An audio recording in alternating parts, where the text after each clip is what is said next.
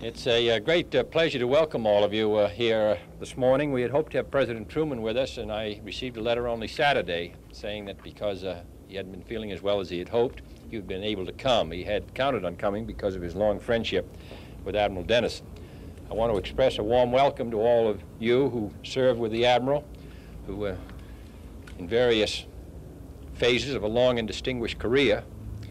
General Shoup, why don't you join us up here? If we've got any other chiefs of staff, will they come out from? And so it's a great pleasure for me personally, and also speaking for the American people, to express our thanks to him. The most recent distinguished service that Admiral Dennison rendered, of course, was when he was Commander-in-Chief of the mobilization which took place of our forces in the October 1962 crisis, and the efficiency and skill and judgment with which that operation was conducted, I think, reflected the greatest credit upon Admiral Dennison as well as the armed forces of the United States.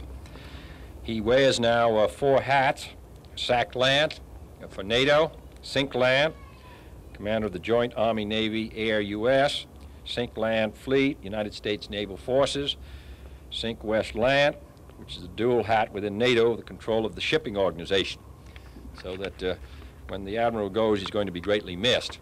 And it's a great pleasure for me to, on behalf of the American people, to present this very deserved decoration after a long career in the service of the United States. It gives us all an opportunity to say again how obligated we are to the men of the armed forces who serve our country with, I think, too little notice, and who do it at great sacrifice to themselves, away from their country and families for long periods of time.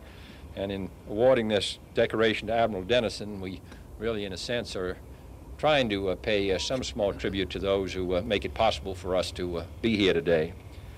The President of the United States takes pleasure in presenting the Distinguished Service Medal to Admiral Robert L. Dennison, United States Navy, for service as set forth in the following citation: for exceptionally meritorious service to the government of the United States in duties of great responsibility during the period February 1960 to April 1963 as Supreme Allied Commander Atlantic, Commander-in-Chief Atlantic, and Commander-in-Chief U.S. Atlantic Fleet. Admiral Dennison, as Supreme Allied Commander Atlantic, demonstrated a comprehensive grasp of far-reaching strategic concepts and skillfully directed the highly sensitive aspects of this assignment. He contributed substantially to the high state of readiness and efficiency of the forces of the North Atlantic Treaty Organization.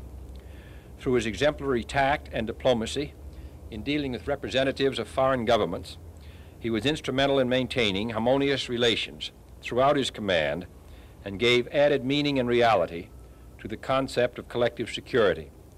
A most significant accomplishment, one with the broadest impact, was his contribution to the successful introduction of the Polaris submarine into the United States fleet, particularly in the establishment of effective command and control of this system, so vital to our national security. During the Cuban crisis of 1962, his superb leadership and professional skill were demonstrated by his direction of the military forces assigned to his command. Admiral Dennison has earned the respect, trust, and confidence of the leaders of all United States military services, the leaders of the Organization of American States, and the leaders of the North Atlantic Treaty Organization, with consequent improvement in Allied solidarity. His dedication and inspired devotion to duty reflects the highest credit upon him and is in the highest tradition of the United States Naval Service. John F. Kennedy. That's a lengthy way of saying, Admiral, thank you very much.